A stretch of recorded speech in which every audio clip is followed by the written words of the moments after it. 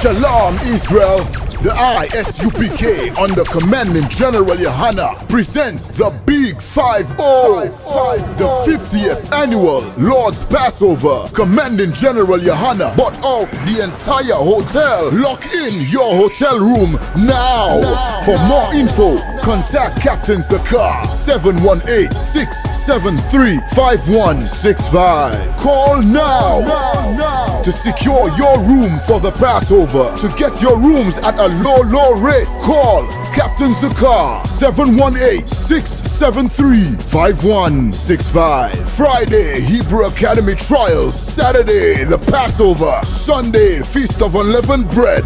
Let's all celebrate under one roof. What the Most High did to the Egyptians. Kill them all and done. Kill them all and done. Tall rifle all and done. Boy like I don't. On every corner, but you don't see no pastor out here to fix you. You don't see no pastor out here to change the condition of homelessness. All that money in the Christian church, and you telling me that there are homeless black people, that there are black men on drugs, and ain't no Christian pastor out here to fix that problem? That's the problem with the black man. We put all our love in Christianity though. Every stitch of dollar you got, you pay your time to that pastor. You pay your money. You got your black mama up in there. But when you destroyed, when you need help, where's the Christian leader to help you? He ain't there to help you. He's only there to take your money, take your job, and he's the reason why you're poor. You know why? Because he's the white man's representative. The white man don't come in here and give you the drug. It's the black man that give you the drug. The white man didn't give you white Jesus. The black man gave that to you. What do I mean by that? The white man gave us Christianity. But he had your leaders, he had your Christian pastors push it on you. So you believe in white Jesus because the black Christian gave you white Jesus. Nobody gave you the real image of Jesus. You know why we give y'all this image? Because this is the real image of Christ. Christ was a black man. Why is that important? Read the rest of that verse.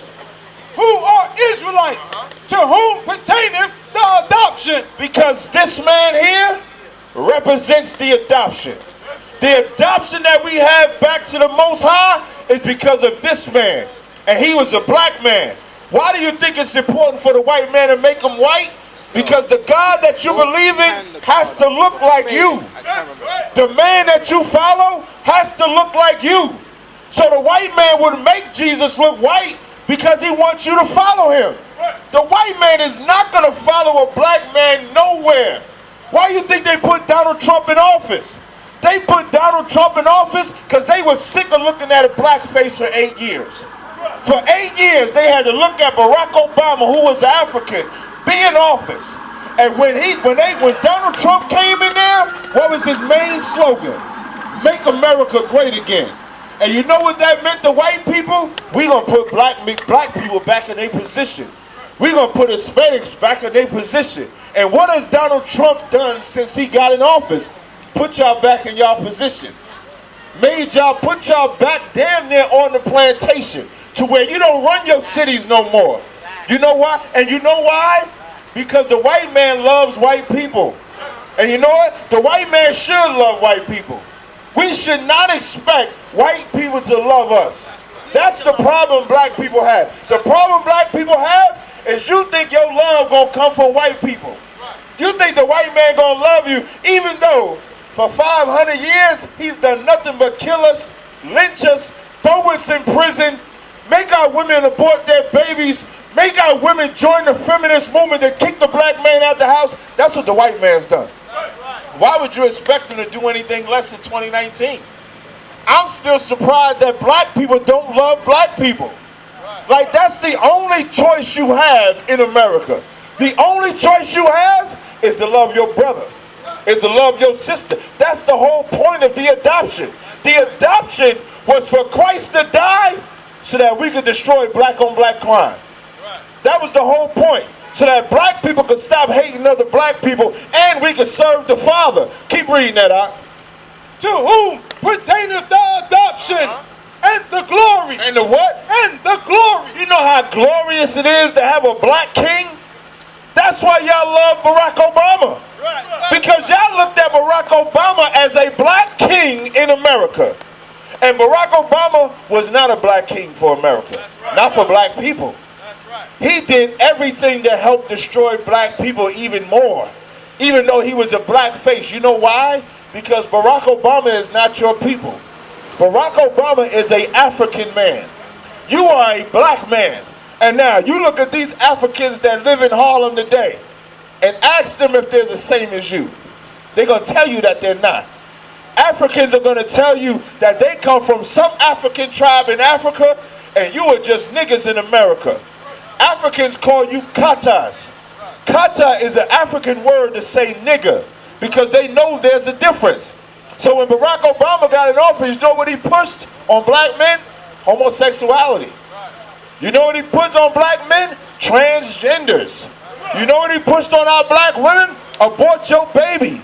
So we can't have a black king raised up. So we can't have black soldiers raised up. That's what he did. Now imagine the glory if we knew we had a real black king. Everybody say they love Jesus Christ, which they believe is this white boy right here. And so every time you close your eyes and pray, and you say, now I'll lay me down to sleep, this the devil y'all see in your eyes. Now imagine praying to that every night, and then getting up in the morning and seeing the white man. You know what you're going to do? Fight your hardest to love him. Even though it's hard to love white people. Is it hard? Is it not hard to love white people? When you think about every stitch of crime that they commit against us to no end, and then because you believe in this God, you try to find a way to love him. Now imagine if your king looked like this. Imagine if your king was a black man, and you found out that your king only loved you, and your king commanded you to love who he loves and hate who he hates. So now the God that we serve loves a certain people. It's the blacks, Hispanics, and Native Indians. The people that you see on this sign, that's who God loves. God also hates a people. God hates white people. I'll show it to you in the Bible in a second. Keep reading. Who are the Israelites to whom pertaineth the adoption and the glory and the covenant and the giving of the law? That's the most important thing. The most important thing is the law. Why is the law important? There's no nation that can exist without a government, without a body, without a moral compass. And this is our government. This is our moral compass. When you want to find out how you're supposed to live, you read this book. Christ said the law hinged on two things: to love God with all your might, soul, and strength, and to love your brother as yourself. Imagine if we did that. You wouldn't have a need for the rest of the law.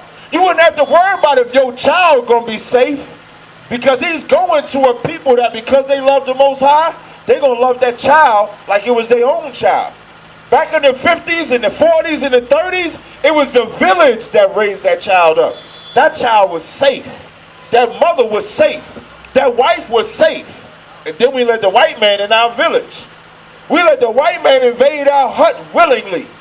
And what did they call it? Integration. Integration came in, and once integration came in, that was the end of black schools.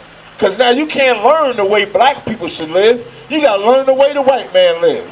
So now imagine trying to learn a system of government that was designed to be against you. And you trying to fit into that system and in that government when it was never for you. It was for another race of people. You're losing from the gate. Now imagine living according to our law. Imagine living the way that we're supposed to live. We ain't supposed to be joined to the white man. We ain't supposed to be joined to the African. We ain't supposed to be joined to the Asian. We're supposed to be joined to ourselves. Now, what I'm telling you, every other race of people already does.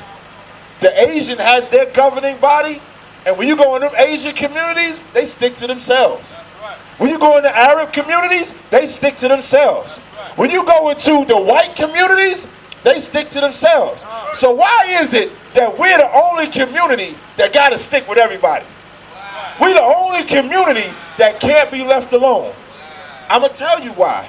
Because when the white man saw the power of black people after slavery, You figure when slavery was over, 30 years after slavery was over, we was good as black people. The white man, in the early 1900s, the white man had the Great Depression. We did not have a Great Depression. We was coming up. Our cities was glorious. Madam C.J. Walker in Harlem, first millionaire black woman. We was coming up. We was fine. And the white man looked at that and saw the number one thing he hates, a threat. When the white man sees a threat, he eradicates that threat.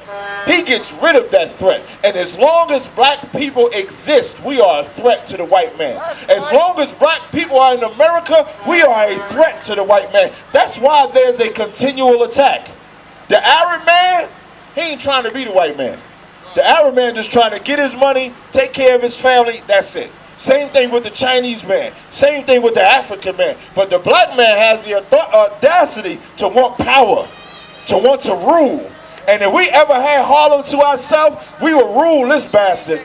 We would rule Harlem, we would then rule Brooklyn, we would then rule New Jersey, and then you know what? We would take over the whole entire earth if we just stuck together.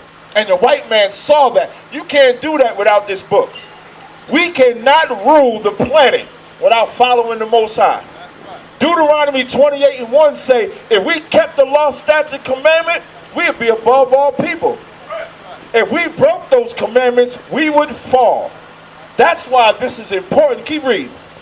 Who are Israelites, to whom pertaineth the adoption, and the glory, and the covenants, and giving of the law, and the service of God, and the promises. What is the promise? The promise is the most important thing that we can have from the Most High. If it was of the law, we would be separated. We wouldn't be God's people. But because God loved us, he made a promise that he would never get rid of us forever.